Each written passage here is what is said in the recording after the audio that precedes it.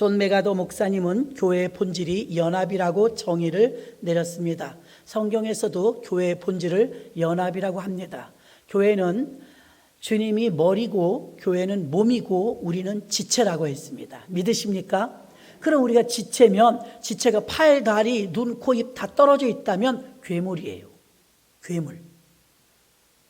몸이 되려면 합체, 옛날에 뭐 태권부인가? 합체하는 것처럼 딱 합체가 되었을 때 비로소 교회가 몸된 교회가 되는 것인 줄 믿습니다. 몸된 교회. 일주일 동안 각자의 처소에서 살다가 주일날 다 모여서 합체하는 거예요. 합체됨으로 교회가 교회 되는 거예요. 1년이 52주죠.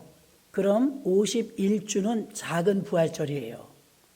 그리고 1주는 정말 원래 그 날짜 부활절.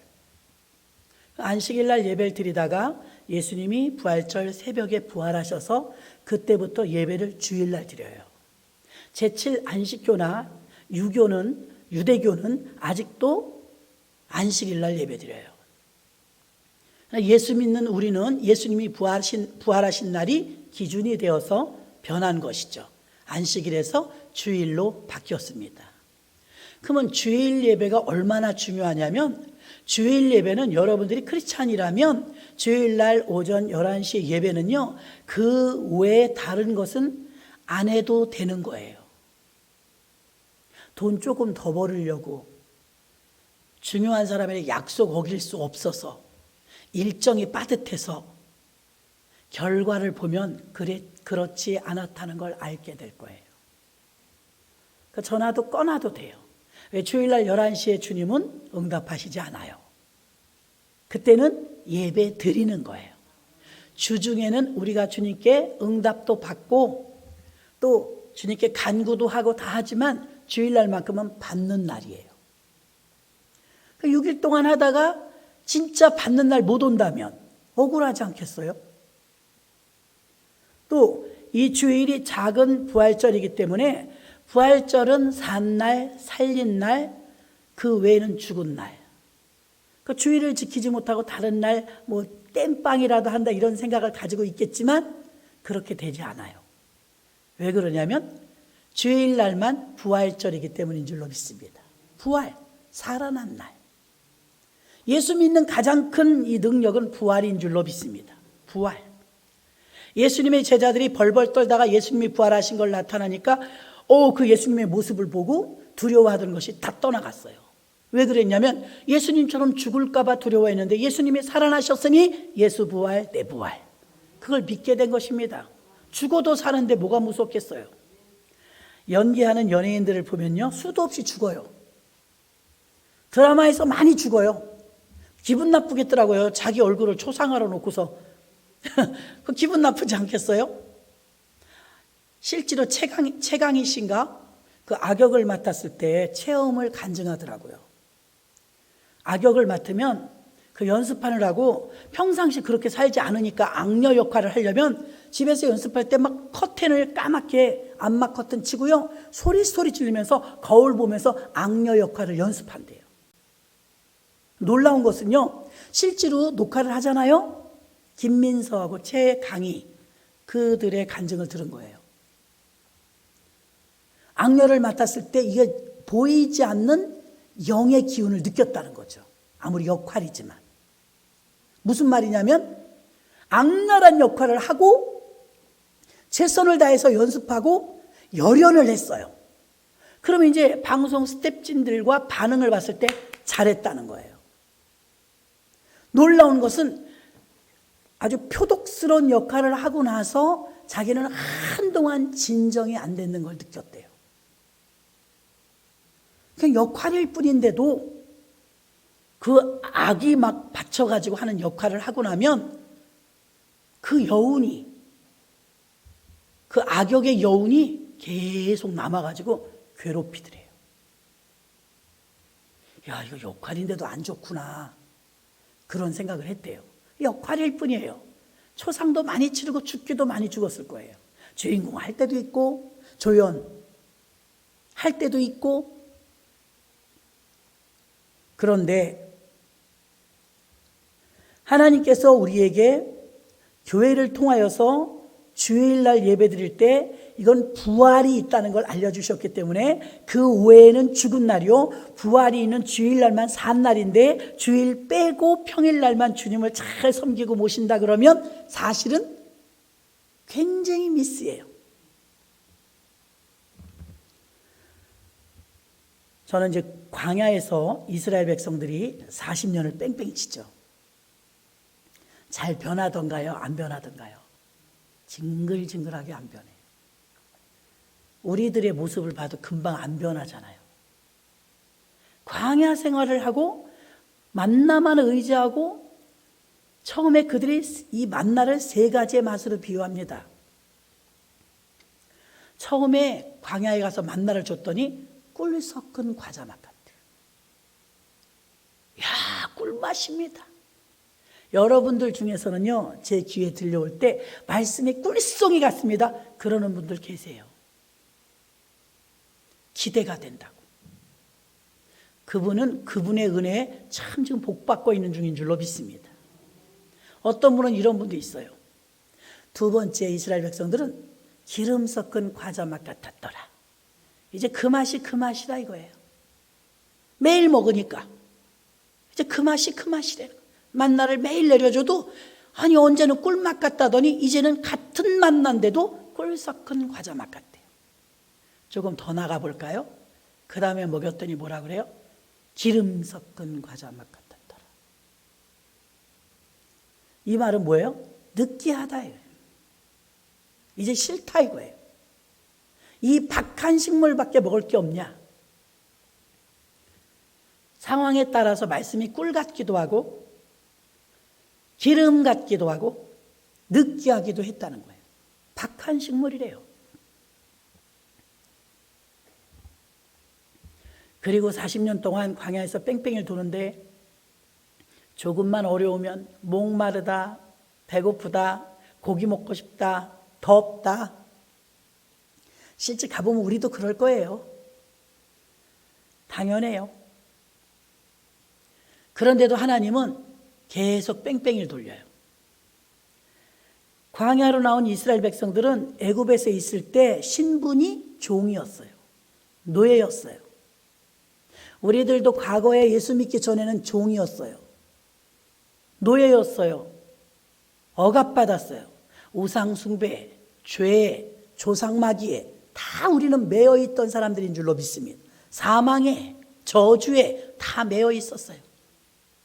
그런데 어떻게 되었어요? 예수 그리스도의 은혜로 예수 십자가의 피공로로 그레마님이 그 매달려 있으면서도 우리를 포기하지 않으셨던 주님의 사랑 때문에 우리는 무상으로 구원을 받은 줄 믿습니다. 그 은혜를 받고 나니까 우리는 신분이 바뀌었죠. 죄의 종, 마귀의 종이었는데 아버지, 자녀가 되는 권세를 얻어서 이제는 마귀의 종이 아니고 사망의 종이 아니라 의의 종, 하나님의 자녀가 되는 권세를 받은 줄 믿습니다. 이거 다 아는 사실이잖아요. 이스라엘 백성들의 애굽에 있을 때는 바로의 종이었어요. 바로, 세상 권세를 말합니다. 바로의 종이었는데 이제 신분이 바뀌었어요. 하나님의 자녀로, 선민으로. 그런데 하나님이 아무리 응답해 주시고 그들에게 광야로 나오도록 애굽에서 건져 주셨어도 이스라엘 백성 신분이 바뀌었는데 이제 그의 통치자가 바뀌었는데 이스라엘 백성들은 하나도 안 변했어요. 이스라엘 백성들의 광야에 나왔고 신분이 바뀌었는데도 수준이나 삶은 그대로였어요. 수준이나 삶이 그대로예요. 광야에서 살던 모습 그대로. 우리들의 모습은 어떨까요? 이전에 예수 믿기 이전과 내가 그대로라면 이거 문제입니다. 나는 이제 하나님의 자녀요, 하나님을 아버지라 부르는 신분이 완전히 바뀌었는데 이전에 노예의 종, 노예요, 종이요, 바로의 종으로 살았을 때랑 내가 지금 조금도 변하지 않았다면 이건 윤리와 도덕만 말하는 게 아닙니다. 우리 자신 스스로들이 나는 하나님의 자녀다, 하나님을 아버지라 부른다는 우리의 신분에 대한 소중함을 여러분이 가져야 될 줄로 믿습니다. 우리나라 사람들 한번 테스트를 해봤잖아요. 서울에서 노랑머리라고 피부가 하얀 백인이 지나가는데 물어봤어요. 길을 묻는 거예요. 이건 실험 카메라입니다. 그랬더니 우리나라 사람들이 거꾸로 쩔쩔쩔쩔 매면서 막 손짓 발짓하면서 알려주려고 애써요. 굉장히 친절했어요. 아니, 우리나라에서 우리가 외국말 못하는 건 흉이 아니에요. 그 사람이 한국말을 못해갖고 온 게 흉이지. 준비가 안 됐으니까요. 가이드 없이 돌아다니니까요. 그래서 쩔쩔매는 우리의 모습을 보았어요. 똑같은 장소에 조금 있다가 그 사람 앞에 동남아시아 지역에 가난한 나라 사람이 와서 길을 물었어요. 샬라샬라. 태도가 완전히 바뀌어요. 공손한 모습은 없고요.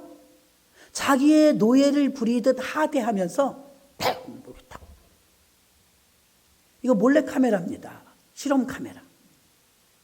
우리는 외국에 나가면은 나라를 판단 잘한다는 거예요. 근데 우리도 외국에서 오신 분들에 대해서 편견을 가지고 차별하더라 이거예요.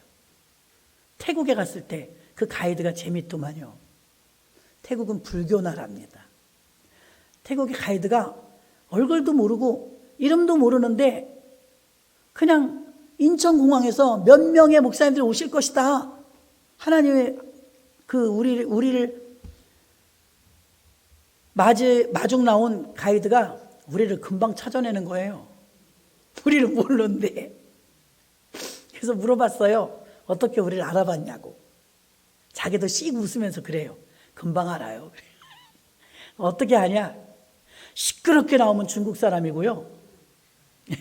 줄 맞춰서 조용히 나오면 일본 사람이고요. 인상 쓰고 나오면 한국 사람이에요.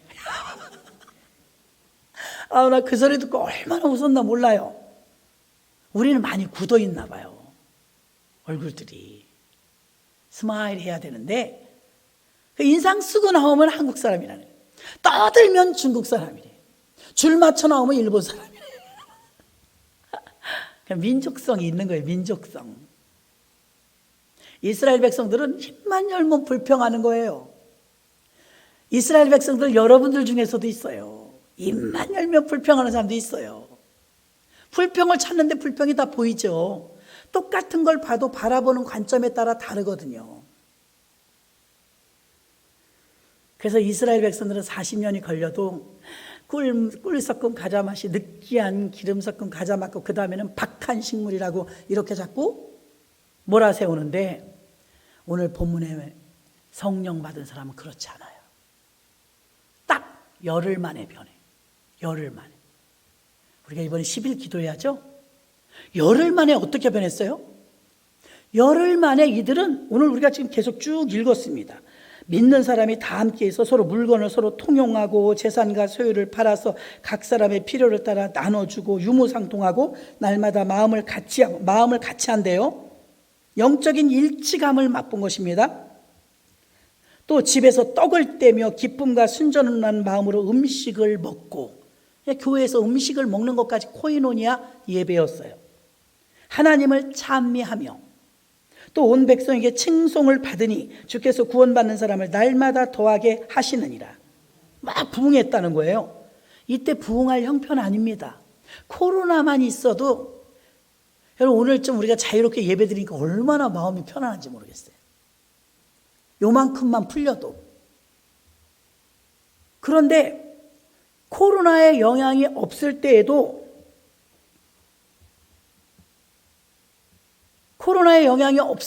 우리들의 자세는 어떠냐?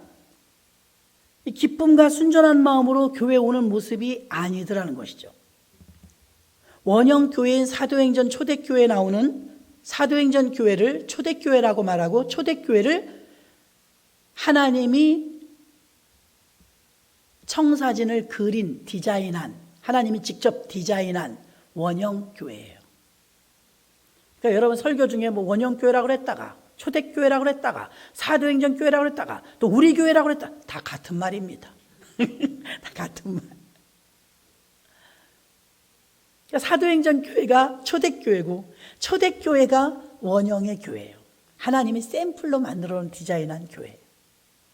그러니까 우리가 따라가야 될 교회는 그 교회인데요. 이때 상황은요, 지금은 코로나였지만 그때는 코로나보다 더 심한, 예수 믿으면 잡아 죽인다고 하는 핍박과 압박과 박해가 엄청났던 시절이에요.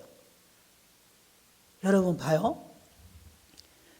교회가 부흥했다는 건요, 조건이 좋아야 될 것 같아요. 지금 조건이 안 좋잖아요. 권태순 집사님 오셔서 너무 감사한데 내 마음이 항상 무거웠었어요.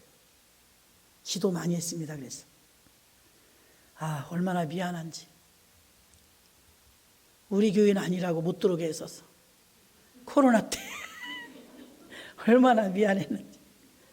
제가 그런 건 아니지만 돌아가셨다는 소리 들었고 내가 얼마나 미안했나 몰라요. 그 감사하네 오늘 오셔갖고요. 저녁 예배가 없는 교회들은 이렇게 찾아다니시면서 여러분 해외 선교 나가봐요. 굉장히 고생하거든요. 똑같은 예수 믿는데 중동 지역에 가서 아가씨들 오직 예수 이름 하나 들고 22, 3살, 5살, 7살 먹은 매번 나갑니다. 선교센터를 통해서. 불모지인 곳에 혹은 50년 만에 한 번, 혹은 30년 만에 한 번 복음 전하러 오는 그런 오지의 동네에 복음을 들고 이 아가씨들, 청년들이 가요. 아펜젤러 선교사처럼. 그러면 그들이 더 고생할까요? 한국에서 예수 믿는 우리가 더 고생할까요? 물어보나 마나 그들이 더 고생해요. 화장실도 없죠? 세상에 우리는 왜 컵라면만 먹고 왔게요? 설거지한 거 보고부터. 얼마나 더러운지 먹을 수가 없어요. 몽골에서. 그들이 그렇게 고생을 한단 말이에요. 그런데 대접은 우리가 더 받아요. 한국 목사님들이. 맛있는 음식. 여러분들이 참 잘 섬기죠. 미안해요 정말. 선교사님들은요, 한국에 들어오셨을 때만 좀 대접받으시지 거기선 대접해야 돼요. 나가면. 고생을 많이 하신다는 걸 말하는 거예요. 바꿔 말합니다. 주일날 본인 교회 예배 안 드리니까 예배 안 드린 교회 많잖아요. 우리는 정말 007 작전하듯이 한 주도 거르지 않고 예배 드린 거 감사하지만 그래도 자유롭게 풀어줘야지. 너무 힘들어요. 그러니까 예배 드리시겠다고 기웃기웃거리시다가 그 먼 데서 우리 교회까지 찾아오셨는데 여기서도 돌아가셨으니 공무원이 저분 갈 때까지 안 가는 거야. 그래갖고 참 미안했거든요. 저는 돌아간 김에 우리 교인들한테 말했습니다. 예배 드리겠다고 돌아다니신 분이 잘못이냐? 예배를 못 드리게 하는 청부가 잘못이냐? 세상에 예배를 드리겠다고 돌아다니는 분이 귀하지 않습니까? 어디라도 기웃거려서라도 주일날 예배 드릴 때 없나? 지금 많아요. 그런 분들. 보통 일이 아니에요, 여러분. 성도들이 뿔났어요. 우리 목사님이 이제 아주 그냥 막 이래요. 예배도 못 드린다고. 미치겠다고 아주 답답해서.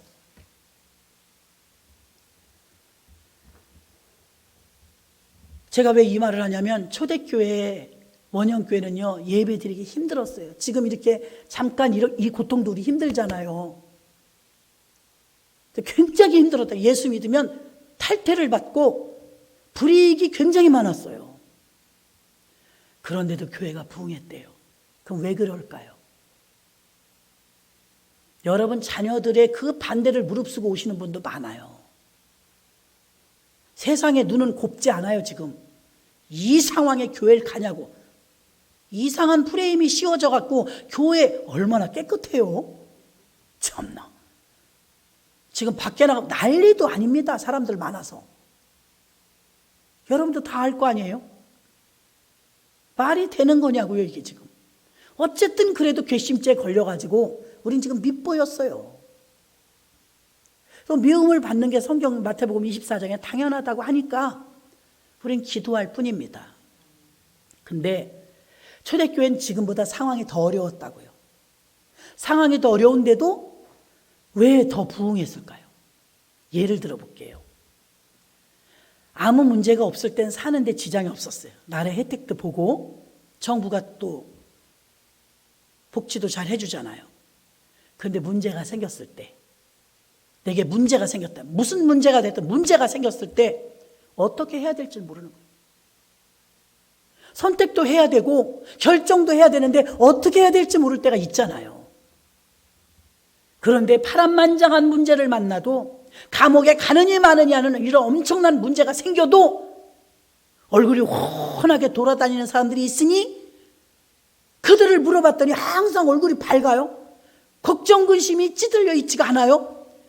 저 사람들은 우리 똑같은 상황 속에서 똑같은 문제를 만났는데 어떻게 저렇게 얼굴이 밝을 수 있을까 하고 봤더니 예수 믿더라 이거예요. 아무리 나라에서 막아도요, 그런 표징이 여러분을 통해서 나타나니까 초대교회는 부흥한 거예요. 고난과 핍박과 어려움을 이기는 걸 본 거예요. 지금 여러분들의 믿음을 불신자들이 봐요. 가짜인지 진짜인지. 코로나 때문에 더 드러나요. 우리가 신앙인인지 그냥 교인인지 다 드러나는 것입니다. 그래서 초대교회는 더 부흥했어요. 상황이 어려운데도 굴하지 않더라 이거예요. 그 어려운 상황도 꽁충꽁충 뛰어넘더라 이거예요. 도대체 저 교회 안에 무슨 일이 있기에 저럴까 하고 와봤더니 불철주야 모여 기도하고 오직 하나님을 의지하더라 이것입니다. 그랬더니 그들이 그 어려운 상황에서도 문제들을 극복하면서 오히려 담대하게 복음을 증거하는 모습을 보고 예수 믿는 사람은 무언가 다르구나. 똑같은 상황에서 이길 수 있는 힘이 있구나. 그 힘이 어디서 오는가? 예수 그리스도. 그래서 부흥한 거예요. 광야에서 40년을 가도 신분이 바뀌었는데 삶이 바뀌지 않고 태도가 바뀌지 않고 전혀 바뀌지 않았어요. 여전히 종으로 살아요. 그런데 사도행전 초대교회는 열흘 동안 전혀 기도에 힘썼는데 급하고 강한 바람 같은 소리가 저희 앉은 온 집에 가득하며 불의 여같이 갈라지는 것이 저희 앉은 사람들 위에 있더니 모두가 120명의 성령의 충만함을 받고 이런 기쁨이 충만했으며 떡을 떼고 나눠주며 서로 마음을 함께하면서 손에 손을 잡고 교회를 부흥시킨 줄로 믿습니다. 성령은 공동체에게 임했어요. 이들은 변했어요. 어떻게 됐습니까? 공개하며 도와주고 고아와 과부에게 섬기고 놀라운 삶의 태도의 변화가 왔더라는 것입니다. 신분이 바뀌었으니까 이들의 태도도 바뀐 거예요. 성령의 기름 부음이 임하니까 신적 권위가 임하며 직무를 대행하는 직분을 감당하는데 멋지게 하는 거예요. 그래서 사도행전에 나타난 이 교인들은 낮에도 말씀드렸죠. 아멘. 아멘의 뜻은 순종과 진실과 충성이라고 했습니다. 원어의 에무나라는 말을 아멘이라고 하는데 아멘의 그 뜻은 이렇게 순종이 들어있고 충성이 들어있고 희생이 들어있고 진실이 들어있는 게 아멘이라고 했습니다. 이 신앙이 자리매김이 되어가지고 초대교인들은 너나 할 것 없이 다 손에 손을 잡고 똑같은 마음으로 주를 섬겼어요. 교회를 세웠어요. 성령 안에서 기름 부음 받고 일치된 마음을 가졌습니다. 40년 동안 광야를 아무리 돌아도 불평불만만 하고 주의 종 그러면 저 같은 사람은 애들 말 맞다나 잽도 안 돼요. 전무후무한 주의 종 모세도 불평이에요. 모세 같은 지도자가 어디 있습니까? 모세가 이끄는데도 입이 대빨 나와가지고 쭝얼쭝얼 돼. 어떤 교수님이 그러더라고요. 그 인생들은 홍해를 건너면서도 불평했을 거야. 홍해를 건너면서도 불평했을 거래. 홍해를 건너는 자체가 기적 아닙니까? 홍해를 건너면서 물고기도 보지 않았겠어요? 그 바다가 갈라져서 바다가 합쳐지지 않으므로 지금 수족관을 거니는 것처럼 그렇게 지나갔을 테니 수족관 지나가다 보니까 물고기 다 보이대요. 인어아가씨도 들어있고. 그게 유리로 막아놓은 게 아니고 실제 그런 일이 있었다면 놀라운 기적 아닙니까? 그런데 그 상황에서도 불평하고 원망한다면 답이 없죠. 마태복음 16장 16절로 20절 봅니다. 시몬 베드로가 대답하여 가라되 주는 그리스도시요 살아계신 하나님의 아들이시니이다. 예수께서 대답하여 이르시되 바요나 시몬아 내가 복이 있도다. 이를 내게 알게 한 이는 혈육이 아니요 하늘에 계신 내 아버지시니라. 또 내가 내게 이르노니 너는 베드로라. 내가 이 반석에 내 교회를 세우리니 음부의 권세가 이기지 못하리라. 내가 천국 열쇠를 내게 주리니 내가 하늘에서 무엇이든지 매면 매일 것이요 내가 땅에서 무엇이든지 풀면 풀리리라 하시고 이에 제자들에게 경고하사 자기가 그리스도인 것을 아무에게도 이르지 말라 하시니 아멘. 초대교회에 세 가지 공동체가 있었어요. 첫째, 믿음 공동체. 믿음 공동체. 예수님 빠진 공동체가 계모임이 아니에요, 여러분. 침묵 단체가 아니에요. 여러분은 공동체이긴 공동체인데 계모임이 아니라 믿음의 공동체예요. 예수를 믿는 믿음의 공동체. 그것이 우리의 카테고리. 같은 믿음의 공동체라는 것입니다. 조직으로 세워진 것이 아닙니다. 제도로 세워진 것이 아닙니다. 오직 예수 믿는 믿음으로 세워진 공동체. 두 번째는 능력 공동체. 음부의 권세가 이기지 못하리라. 사단이 역사할 수가 없으며 더 나아가서는 지옥에 갈 수 없는 유일한 권세, 교회에만 있는 줄 믿습니다. 음부의 권세가 이기지 못하는 것. 여러분, 음부의 권세가 다 이겨요. 세상 것은. 사단이 왕도 붙잡을 수 있고요, 정치, 권력 다 잡을 수 있어요. 그런데 교회는 못 잡아요. 왜냐하면 교회는 주님이 주인이에요. 주님이 잡히면 그게 주님이 신입니까? 우리가 믿는 신이 호락호락할 신이 아니라 천하의 한 분 유일무이한 유일신 여호와 하나님이십니다. 음부의 권세가 이기지 못하는 이 교회의 능력 공동체인데 이곳을 예수님이 내 교회 그랬어요. 교회가 조심해야 될 것이 사람이 세운 교회, 내 마음에 드는 교회, 그거 쫓아가다 보면 탈교회 되기 쉽습니다. 비교회 되기 쉽습니다. 교회는 언제나 주님의 교회여야 합니다. 주님이 주인 되는 교회. 그래야 에베소서에 나오는 말씀처럼 교회를 지켜주시는, 신부를 지키듯 지켜주는 거예요. 세 번째는 천국 공동체입니다. 내가 천국 열쇠를 내게 주리니. 천국 가는 유일한 길. 기차를 타려면 어디 가야 돼요? 기차를 타면 역전에 가야 돼요. 기차를 아무 데서나 세운다고 탈 수 없어요. 천국 가려면 반드시 이 땅에 거점인 대사관이 있는데 교회입니다. 교회가 대사관이에요. 여기에 역. 그래서 이 교회를 통해서 천국 가고, 천국 가는 열쇠를 어디다 맡겼느냐? 교회에 맡긴 줄로 믿습니다. 폭발적인 수적인 증가도 했던 이 초대교회는요, 초대교회 사도들과 성도들은 언제나 예수의 증인되는 역할을 감당했습니다. 생명의 주님, 부활의 주님, 승리의 주님을 외쳤습니다. 또 이 교회를 통하여서 교회는 주님이 영광 받으시기 합당한 천국 공동체가 되어서 주님이 디자인한 이 원형교회는 예배와 훈련과 봉사와 교제와 전도라는 5대 사명을 기준으로, 그러니까 우리는 종교개혁에 5대 정신 강령이 있지만 이때 초대교회는 5대 사명이 있었어요. 예배, 훈련, 봉사, 교제, 전도. 이 5대 사명을 기준으로 균형 잡힌 교회로 초대교회가 세워졌고요. 이 성경적인 교회를 세우기 위하여서 성경을 기초로 한 하나님이 원하시는 기준을 마련했던 것입니다. 사람이 마음에 드는 교회는 사람이 세운 교회요, 사람이 좋아하는 그런 교회를 세우다 보면 주님의 뜻을 거스릴 수가 있습니다. 5가지를 한번 말씀드리도록 하겠습니다. 첫째는 함께 모여 예배 드리는 교회였습니다. 예배 공동체. 이 초대교회는요, 예배 공동체를 소중히 여겼어요. 지금도 여러분, 교회는 지금 우리가 왜 싸워야 되냐면 예배를 사수하려고 싸워야 돼요. 어떤 우리가 데모하려고 하는 것이 아니라 이건 절대 영역인 신성 영역을 지금 침범당하고 있잖아요. 예배 드려라 마라, 몇 프로만 드려라, 몇 명만 드려라. 이걸 우리가 타협하지 말았어야 해요. 온 교회가, 6만여 교회가 일어나서 교회 노터치하라. 우리가 주의하겠다. 방역 철저히 하겠다. 협조를 부탁합니다. 이렇게 나가야 돼, 그쪽에서. 교회에 협조를 부탁합니다. 근데 지금 명령하죠? 지시하죠? 드려라 마라. 언제까지 드려라? 이거 우리가 지금 혼나고 있는 것이죠. 자, 예배를 위해서 교회가 있기 때문에 교회는 예배가 우선인 줄 믿습니다. 두 번째는 전도 공동체. 전도. 이 전도는 주님이 이 땅에 오신 구원의 목적을 이루기 위한 과정이기 때문에 전도는 너무나 중요한 줄로 믿습니다.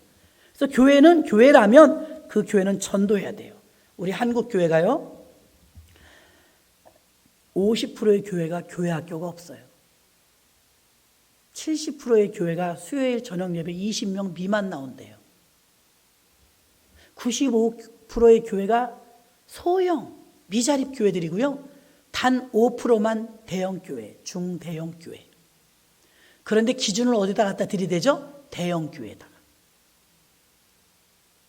돈이 많은 목사님들이라고요? 사례 못 받는 목사님들 수두룩합니다. 더 많아요. 사례 한 푼도 못 받는 목사님들.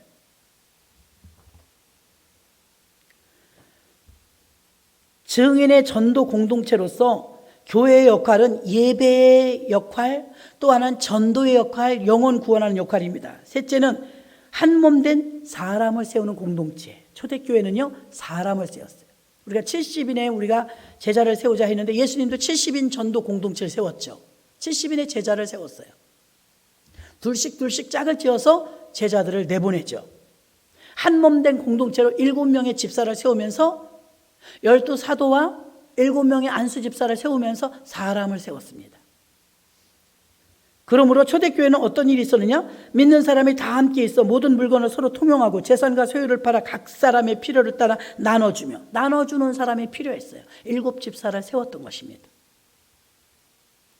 뜻을 같이 하는 직분자, 직분 계급으로 세우는 것이 아니라 일꾼을 세우는데 사람을 세우는 초대교회였는 줄로 믿습니다. 네 번째는요, 46절에 날마다 마음을 같이하여 성전에 모이기를 힘쓰고 집에서 떡을 떼며 기쁨과 순전한 마음으로 음식을 먹고. 코이노니아, 교회는 반드시 교제가 있어야 합니다. 코로나 이후로 우리가 악수도 이렇게 하잖아요. 목사님들도 만나면 악수를 이렇게 그냥 할 때도 있지만 포옹도 못해요. 저도 요즘에 나가서 인사를 못하잖아요. 그런데 초대교회는 어땠어요? 성도의 교제가 있었어요. 굉장히 중요히 여겼어요. 코이노니아.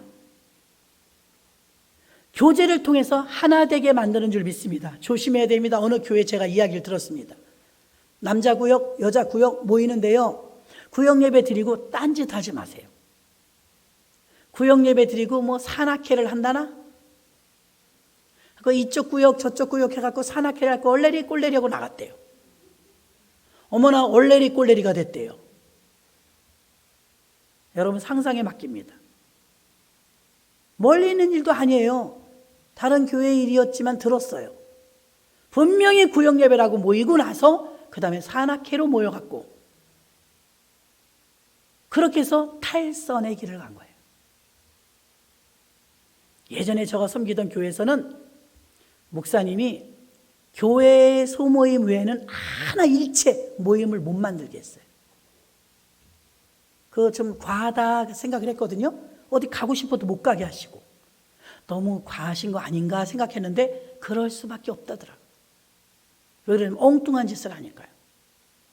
그래가지고 그냥 놔두면 어떻게 되는지 아세요? 용띠 모이세요. 용띠. 용띠끼리 모여. 뱀띠끼리 모이고 쥐띠끼리 모이고. 아니 교회가 그런 띠끼리 모여. 우린 전부 예수띠예요. 예수띠. 교회 다니면서 권사님이 입에서 뭐라 그래요?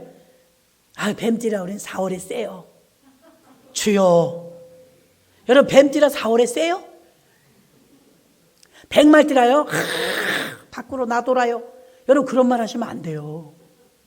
예수 믿는 사람 입에서 어떻게 말띠라 뛰어다니고 나도 뛰어요. 뱀띠라 4월에 세요? 어떻게 예수 믿는 분들 입에서 그런 소리가 나와요? 우리는 기독교예요. 왜 유교를 말해요? 불교를 말하고? 목사님, 믿어도요. 명당 자리는 보는 거래요.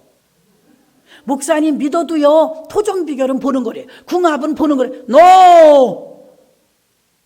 제가 예전에 새빵살이 할 때요. 주인 아줌마가 고사왕이야, 고사. 저는 3살고. 주인 아줌마가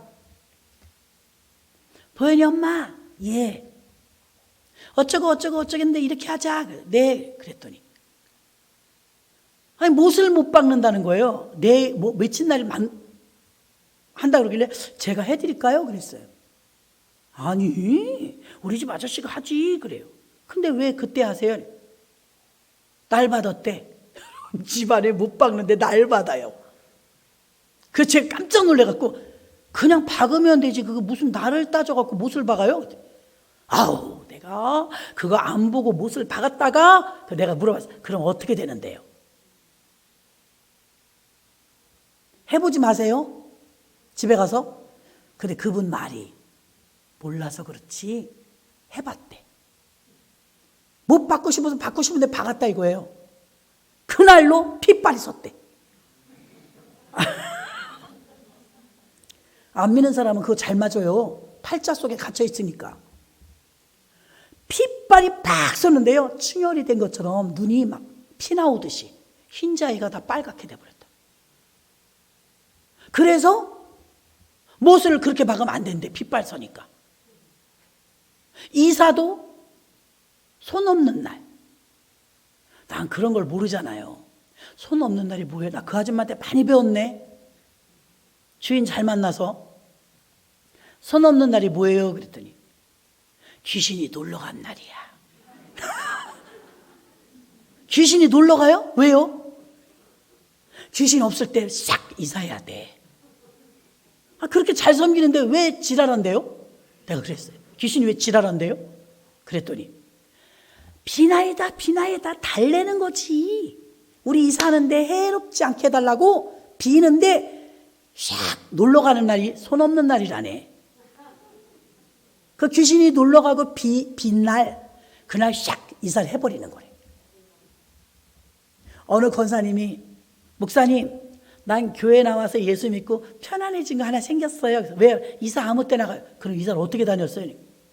날 잡아 다녔죠. 이사비도 비싸요. 손 없는 날은. 자유하십시오.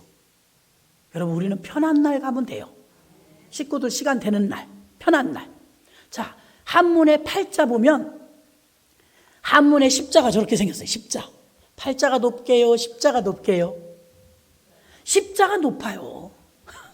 그 팔자 속에 갇혀 살던 사람이 예수 믿으면 팔자를 넘어서요. 실제로 제가 존경하던 목사님은요, 지금 96세시래요. 49살 때 돌아가신다는 거예요. 예수 안 믿는데. 그거 믿으면 그렇게 됩니다. 자기는 이 9수가 안 좋대나? 그래서 49살에 간다고 49살 준비를 하고 있었는데 48살 때 불안해. 내년이 49살이야. 그럼 어떻게 하셨어요? 그랬지. 나 불안해 죽는 줄 알았잖아. 내년에 내가 죽는구나. 애들 졸망졸망 내 놔두고 내가 죽겠구나. 죽을 준비를 아예 하셔. 48살에 그래서 예수 믿었대. 예수 믿어서 지금 96세세요. 예수는 여러분 지금도 도보하시면서 교회 걸어 다니세요. 96세 할아버지. 아침마다 산보하시고. 예수는 모든 걸 초월합니다. 이게 자유예요. 해방이고요. 그래서 우스운 소리다가 어떤 노인이 지나가면서 허허 나귀를 끌고 가는 농부에게 이러더래. 기분 나쁘잖아요. 이러니까 그 도사님 그 왜 그러십니까? 아니야 모르는 게 나아. 그러더래. 도사님 말씀해 주십시오. 불안합니다. 에휴, 자네 낙인가? 예, 맞습니다. 이 낙이가 방구 3번 하면 당신 죽어. 방구 3번 끼면 죽는. 여러분, 왜 이런 말을 믿지 말아야 되냐면요. 그것도 믿음이에요. 믿음도 들으면서 하지만 불신앙도 들으면서는 안 들으니만 못합니다. 그래갖고 거기서 믿음이 있는 척 했어요. 에이 노인네야. 멀쩡한 이 나귀가 무슨 방귀를 3번 끼면 내가 죽어? 저런 엉터리 같으니라고 호통을 쳤어요. 그러고서는 막 그냥 푹푹거리다가 이제 나귀를 끌고 가는데 뿡 그러더래. 한번 방구를 낀 거야. 방구를 끼는 걸 여태는 한 번도 못 들었는데 그 얘기를 듣고 나니까 예민해진 거예요. 이게 한 번 꼈네? 속으로 2번 남았네? 이 생각이 드는 거예요. 그럴 리가 있어? 노인네가 그냥 망령났나? 그냥 한 말이겠지. 무시하려고 했는데 얼만큼 갔는데 나에게 또 뿡 그러더래. 2번 꼈어. 그럼 얼마 남았어요? 1번. 그래가지고 똥꼬를 막았대. 막 숨 틀어 막아서 막았대. 1번 남았으니까 불안한 거예요. 있는 힘을 다해서 막 막았대요. 아니 안 믿는다더니 그러는 거예요. 있는 힘을 다해서 막았는데 정말 방구를 안 끼더래요. 어휴 다행이다. 이놈이 3번째 끼면 내가 죽는다는데 2번 꼈어. 1번 틀어 막았으니까 안 끼겠지? 집에 들어갔는데 신통방통에 방구를 안 껴서 그래서 엉덩이 쪽으로 갔어. 낙이야 아유 애썼다. 이제 빼줘야지 뭐. 그래가지고 엉덩이로 갔는데 여태 참았던 방구를 얘가 뻥 낀 거야. 틀어막은 솜이 얼마나 딱딱하든지요 하루 종일 있어. 그 맞아 죽었잖아요. 아유, 믿으면 된다니까요. 안 들었고 무시했으면 괜찮았을걸. 그걸 낙이 새끼 똥꼬를 틀어막고 난리를 치는 바람에 우스꽝스러운 소리지만 불신의 소리가 들려지면 유익하지 않아요. 49살에 죽는다고 이름도 몰라요. 나이도 몰라요. 그렇게 말했다는 그거 하나 때문에 이분이 막 48살에 불안해 죽겠는 거예요. 그래서 예수 믿다는 사람을 덥석 잡은 거예요. 다행이에요. 예수 믿는 계기가 돼서 48에 예수 믿고 지금 96세를 사시니. 팔자가 두려우신 분, 토정 비결이 안 좋아하셨던 분, 점쳤는데 점괘가 안 좋으신 분 다 오세요. 왜 그러느냐? 예수 믿으면 초월합니다. 정말이에요. 예수 믿으면 초월해요. 사망 권세 떠나가요. 왜? 음부의 권세가 이기지 못하니까. 천국 열쇠를 가졌기 때문에 교회를 통해서만 천국 갈 수 있는 것입니다. 하나님이 그렇게 만드셨어요. 다섯째는 세상에 영향력을 주는 공동체였습니다. 47절 또 온 백성에게 칭송을 받으니. 지금 어때요? 한국은 70%가 무신론자이면서 82%의 국민이 교회를 싫어해요. 코로나 때문에. 그래서 실제로 인터뷰를 해보니까 한국 기독교가 코로나로 인하여서 악영향과 코로나로 인하여서 손해를 봤다고 생각하는가? 인터뷰 물어봤더니 백성들이 뭐라고 말해요? 그렇다. 한국교회는 손해를 봤다. 이번에 코로나 때문에 타격을 입었다. 이렇게 대답한 사람이 70%가 넘어요. 우리가 보기에도 그렇죠. 불이익을 당하고 있잖아요. 칭송을 들어야 되는데 손가락질을 받고 있는 거예요. 그런데 초대교회는 반대예요. 칭찬을 들었대요. 우리가 이걸 바꾸어내야 되는데 이게 우리의 역할인 줄로 믿습니다. 칭송을 들어야 돼요. 칭송을 듣고 칭찬을 들으려면 십자가 지셨던 예수님처럼 여러분이 십자가 지는 마음으로 직장에서 이웃에게 친지들 중에 여러분이 희생하고 좀 사랑을 베풀고 섬겨야지. 절대 손해보지 않고 깍쟁이처럼 깎아 맞추면 우리는 칭송을 들을 수가 없어요. 빛과 소금의 역할을 감당해야 될 줄로 믿습니다. 고아와 과부와 나그네를, 병든 자를 찾아보고 섬기는 초대교회였습니다. 사도행전 6장에는 구제사역이 모범적으로 나오고 있습니다. 구제하고 봉사하며 지역을 위해서 섬기는 사역을 교회가 열심을 다했습니다. 현대는 어떻습니까?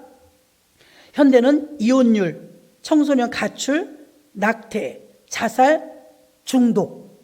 이 중독에는 게임 중독, 알코올 중독, 또 뭐 있어요? 도박 중독. 또 뭐 있죠? 그거 있잖아요. 아편 같은 거. 마약 중독. 예.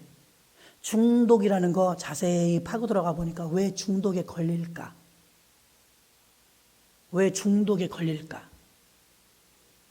중독에 걸리는 사람들을 분석해 보니까 피난처를 삼는 거예요.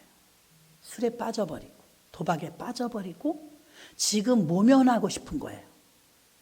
그 피난처를 예수께로 인도해서 코스를 알려줘야 될 역할을 우리가 해야 되는데 그걸 못하니까 자살, 마약, 알코올, 게임, 도박 이런 중독으로 전락해버리는 거예요. 교회가 성숙하다는 증거는요, 교회 안에서도 보세요. 어떤 사람이 성숙한가? 섬기는 분이 성숙합니다. 섬김을 받는 자 있죠. 연약한 자들. 섬김을 받는 자보다 섬기는 자가 성숙한 거예요. 초대교회는요, 교회가 생겨난 지는 역사가 짧아요. 이제 막 태어났잖아요, 교회가. 그런데 교회의 영향력은 대단했습니다. 교회가 오래되어서 전통이 있어서 그런 거 아니에요. 우리나라는 아무리 오래된 교회도 130년이에요. 유럽에 있는 교회들에 비하면 700년, 800년, 2000년 된 이런 교회들에 비하면 우리 대한민국 교회는 역사가 짧아요. 그러니 우리가 우리는 믿음의 4대입니다. 5대입니다. 그래봤자 7대, 8대 간 사람도 없어요. 전 국민 중에서도. 짧다고요, 역사가요. 그런데 우리가 한국교회가 교인의 숫자가 1%였을 때 영향력이 대단했는데 20%인데도 영향력이 없어요. 그런데 초대교회는 프로스로는 너무나 미미한 미전도 종족이었는데도 그 영향력이 위대했습니다. 그 초대교회의 영향력이 대단했어요. 초대교회 첫 교회는 예루살렘 교회입니다. 담임 목사님 베드로. 그 뒤로 안디옥 교회 세워집니다. 담임 목사님 바울. 로마 교회, 빌라델피아, 데살로니가, 빌립보, 또 고린도, 교회 계속 생겨나 한 100여 교회 생겨납니다.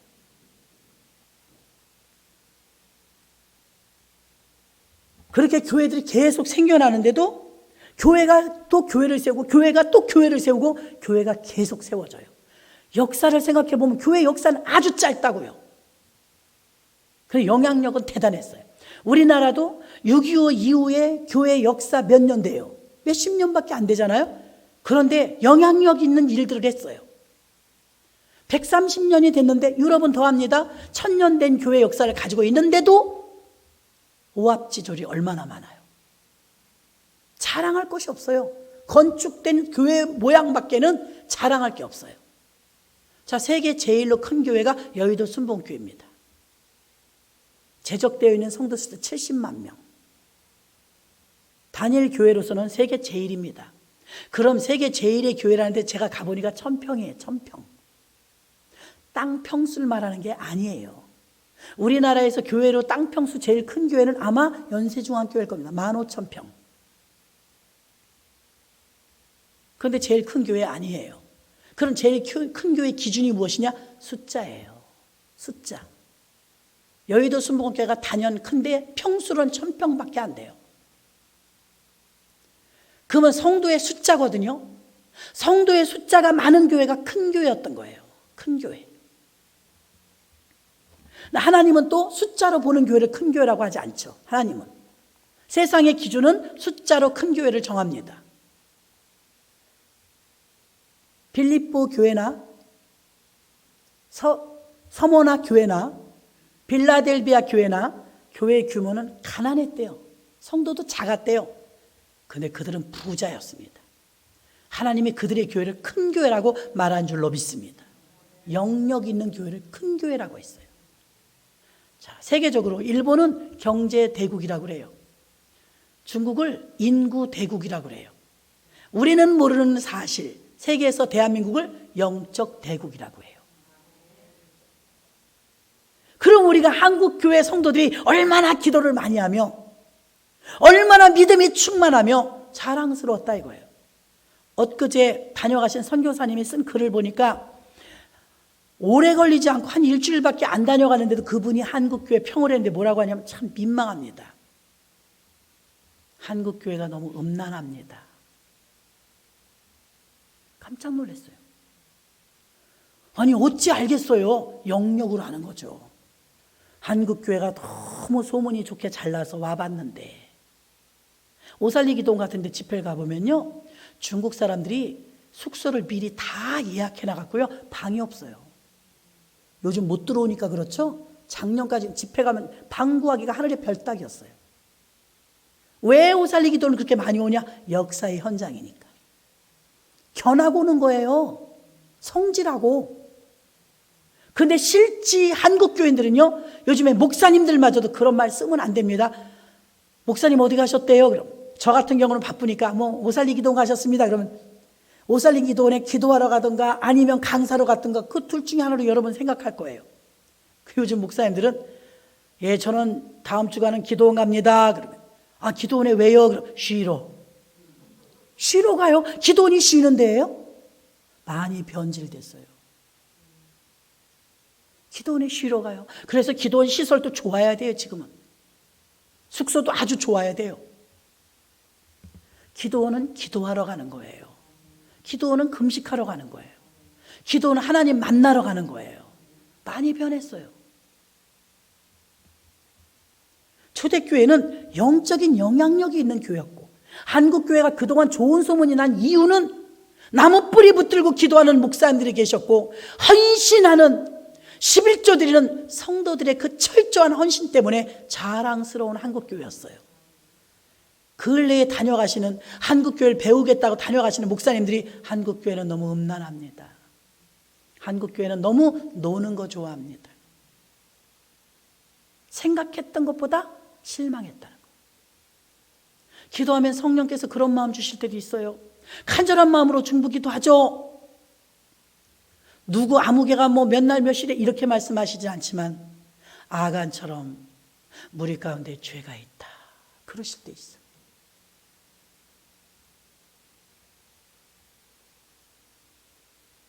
덜컹해요.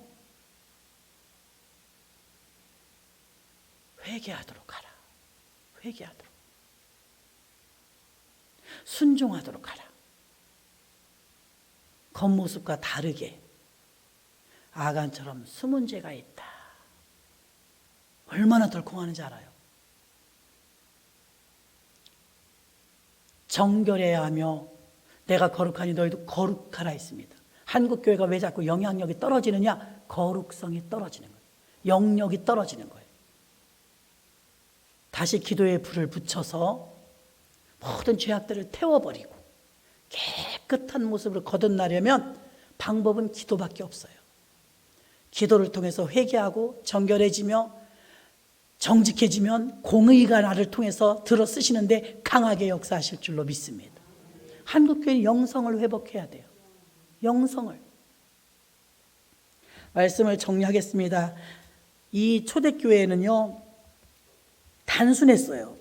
어떤 공동체는 5가지죠. 예배 공동체, 전도 공동체, 사람을 세우는 공동체, 교제가 있는 공동체, 영적 영향력을 끼치는 공동체였습니다. 또 초대교회의 3가지 특징은 믿음의 공동체였으며 능력의 공동체였으며 천국 백성의 공동체였는 줄로 믿습니다. 이 초대교회는 영적인 일치를 맛보아서 하나님이 기뻐하셨어요.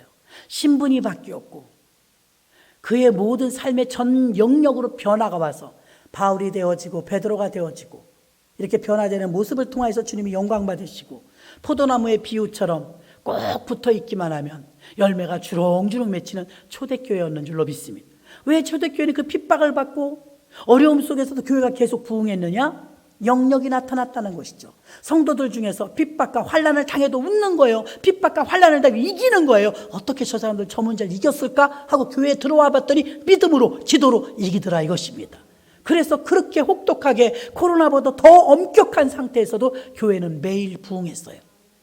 이제 우리는 코로나의 이 껍질을 벗어버리고 모두가 자기 자리를 찾고 교회 출석도 회복되어지고 성도여 교회로 돌아오라. 교회로 돌아와서 기도의 자리에서 다시 주님과 대면하여 하나님께 영광 돌리고 우리 모두가 되시기를 주님의 이름으로 축원합니다. 하나님 감사합니다.